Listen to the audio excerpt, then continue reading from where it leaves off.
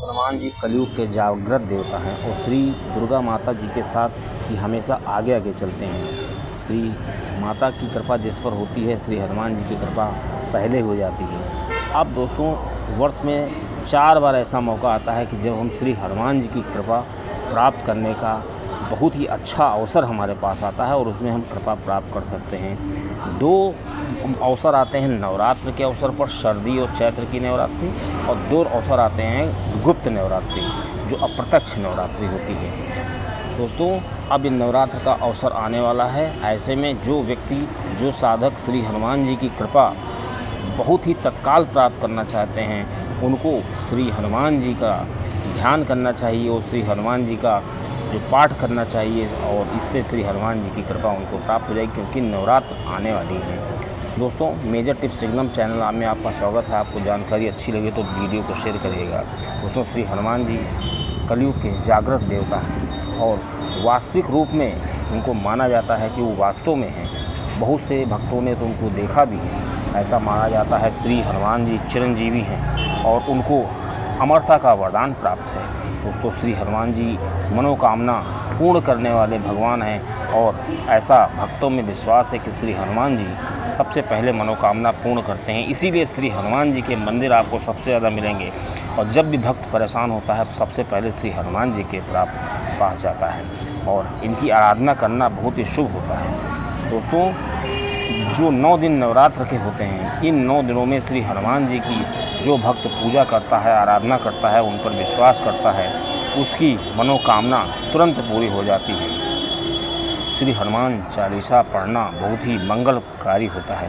और दोस्तों, अगर कोई भक्त नवरात्र के अवसर पर पढ़ने वाले मंगल और शनिवार के दिन सुंदर कांड का पाठ करता है, तो ये समझ लीजिए कि उसकी भक्ति में 4 चांद लग जाते हैं और श्री हनुमान जी उसकी जो भक्ति होती है उससे प्रसन्न होते हैं और उसकी मनोकामना पूर्ण करते हैं।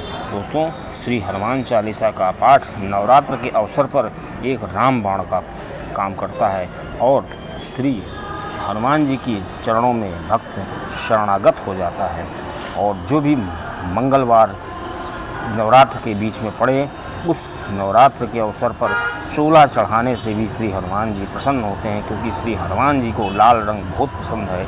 इसलिए नवरात्र के अवसर पर भक्तों को चाहिए कि श्री हनुमान जी को सिंदूर का चोला चढ़ाएं और चमेली का तेल जो होता है उसका दिया जलाएं, क्योंकि श्री हनुमान जी को चमेली का तेल बहुत ही पसंद है।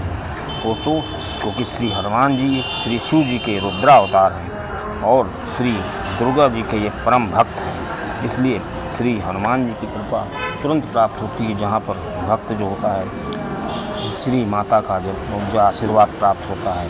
और दोस्तों, श्री हनुमान जी में आध्यात्मिक शक्ति आ जाती है भक्त के अंदर, जो श्री हनुमान जी के भक्त होते हैं, क्योंकि श्री हनुमान जी संकट मोचन हैं, क्योंकि संकट को हरने वाले हैं। और श्री हनुमान जी के जो गुण हैं वो भक्त के अंदर आ जाते हैं, क्योंकि ऐसा माना जाता है कि जो भी आराध्य होता है, जो भी इष्ट होता है भक्त का, उस देवता के गुण उस भक्त में आ जाते हैं और वो जीवन भर उसके साथ रहते हैं और भक्त के अंदर वो गुण आ जाते हैं। क्योंकि श्री हनुमान जी की सबसे बड़ी जो विशेषता है कि वो बहुत अच्छे सेवक हैं और परम वीर हैं, इसलिए और उनसे सब डरते हैं। इसलिए जो उनके भक्त होते हैं वो भी परम वीर हो जाते हैं। वीर बहुत ही उनको भय नहीं लगता है और उनके अंदर सेवा भाव आ जाता है, मतलब उनके अंदर दया होती है। वो अपने से जो नीचे लोग होते हैं उनके लिए दया होती है और वो गरीबों की सेवा करने के लिए हमेशा तत्पर रहते हैं। दोस्तों, नवरात्र का जो अवसर होता है वो बहुत ही अच्छा अवसर होता है। इस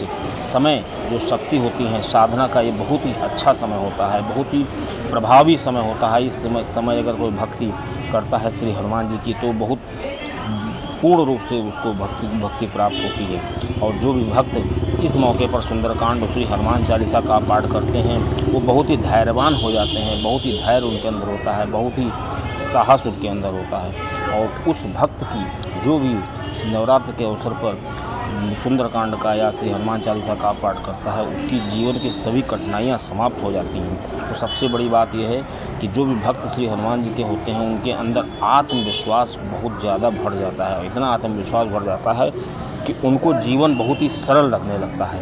दोस्तों, श्री हनुमान जी संकट मोचन है, तो किसी भी प्रकार के संकट तो भक्त के जीवन में आ ही नहीं सकते।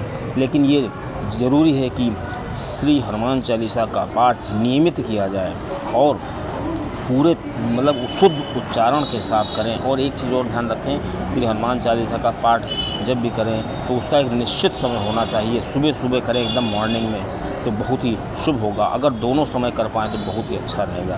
दोस्तों, इसका पाठ श्री सुंदरकांड और श्री हनुमान चालीसा का पाठ जो भी भक्त करते हैं उनका जीवन बहुत ही सरल हो जाता है और श्री हनुमान जी उनकी हमेशा रक्षा करते हैं।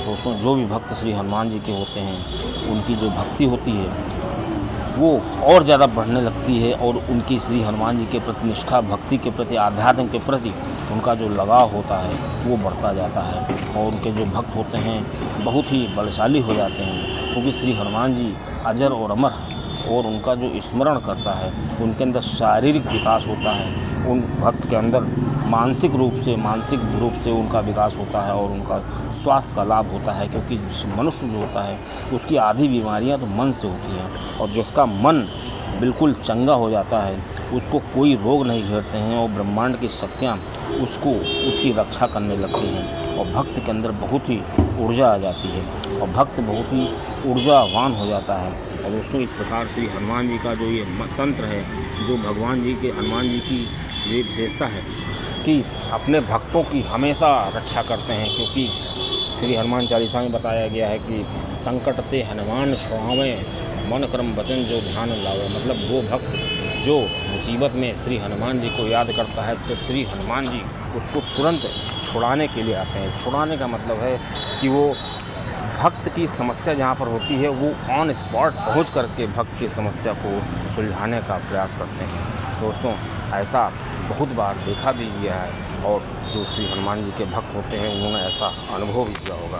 दोस्तों, इस प्रकार आपको हम बता दें कि जो नवरात्र का अवसर है इसमें जो शक्तियाँ होती हैं वो खुल जाती हैं। मतलब जो भी ब्रह्मांड की शक्तियाँ होती हैं वो उन भक्तों से बहुत डायरेक्ट कनेक्ट हो जाती हैं जिनकी कुंडली का जागरण होता है या कुंडली उनकी ज़रा सा भी उनका आभा मंडल मजबूत होता है तो उस आभा मंडल की ओर आकर्षित करती हैं।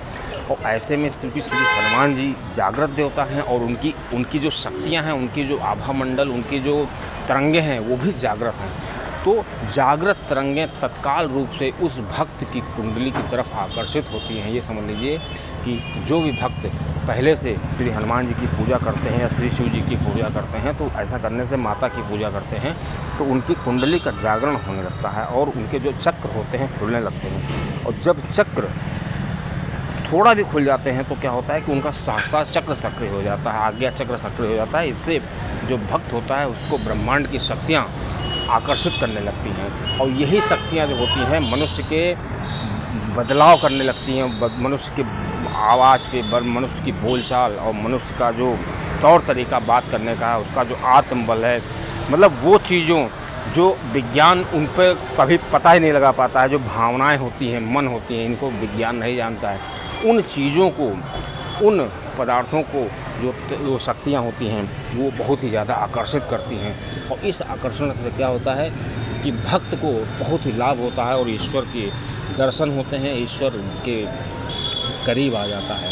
और दोस्तों, ऐसे में श्री हनुमान जी की कृपा भक्त को प्राप्त होती है। दोस्तों, कैसे करना है इस पाठ को ये आपको बता दें कि सुबह उठ करके जल्दी लाल आसन बिछा लें और श्री हनुमान जी की तस्वीर रख लें और उस तस्वीर में दाहिनी तरफ दीपक जलाएं चमेली के तेल का और श्री हनुमान चालीसा का पाठ करें और पूरे घर में चल के अगर घंटी हो तो घंटी भी बजाएं।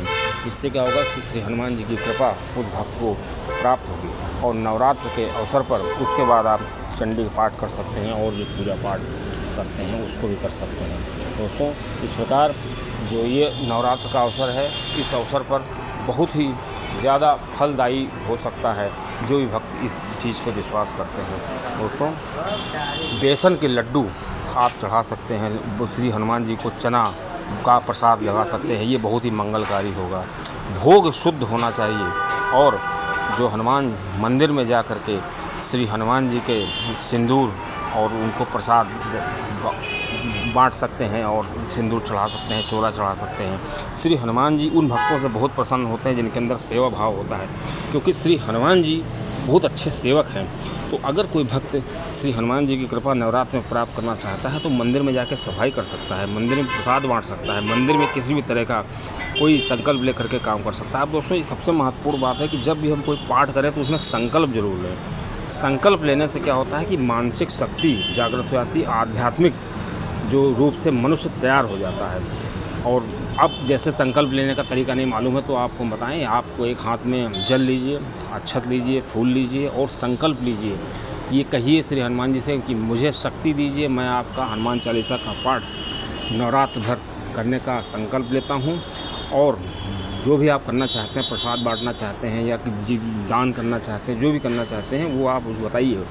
तो इससे क्या होता है कि संकल्प लेने से क्या होता है कि आत्मबल में वृद्धि होती है और मनुष्य के अंदर बहुत ही ज़्यादा तेज आ जाता है, उसके एकाग्रता आ जाती है। और दोस्तों, सबसे बड़ी चीज़ ये है कि अगर आप समाज के लिए भी कुछ करना चाहें तो भी भक्त श्री हनुमान जी बहुत प्रसन्न होंगे। और आप अपने लिए भी बताइए और जिस उद्देश्य के लिए कर रहे हैं वो उद्देश्य बताइए, और आप देखिएगा आपका उद्देश्य पूरा होता है कि नहीं पूरा होता है। और सबसे बड़ी चीज़ है कि आप अपने के साथ साथ समाज के कल्याण के लिए भी श्री हनुमान जी से प्रार्थना करिए, माता दुर्गा जी से प्रार्थना करिए कि समाज में आपके आसपास जो लोग हैं उनको भी बहुत ही फ़ायदा हो।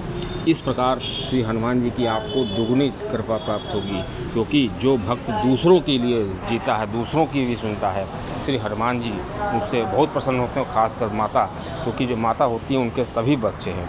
जब कोई भक्त माता के दूसरे बच्चे को प्यार करने लगता है तो जाहिर सी बात है माता को बहुत ही खुशी होगी। दोस्तों, इस प्रकार आपको हमें बताना चाहेंगे कि जो भी भक्त श्री हनुमान जी की कृपा प्राप्त करना चाहते हैं